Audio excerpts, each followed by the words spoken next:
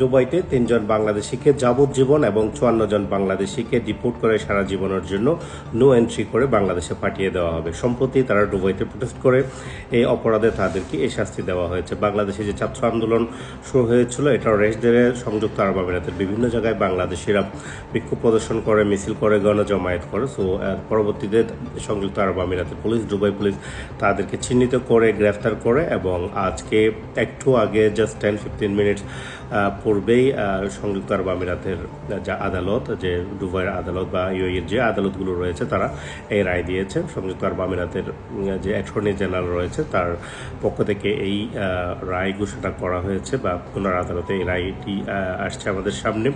So আমরা যাতে আবেগ কি না হই, হুঁশ হারা হয়ে না যায় সেদিক দিয়ে অবশ্যই লক্ষ্য রাখবেন।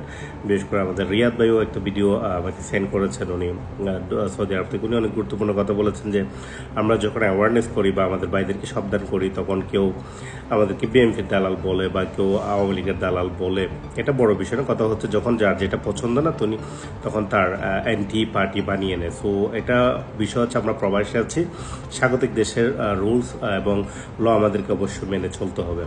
তো সবাই ভালো থাকবেন, সুস্থ থাকবেন, নিরাপদের সহিত থাকবেন। এই দেশের কানুন আপনি যেখানে আছেন, সৌদি আরব আমিরাত, ওমান, কাতার, কুয়েত, ওই দেশের আইন মেনে চলবেন। আসসালামু আলাইকুম ওয়া রাহমাতুল্লাহ।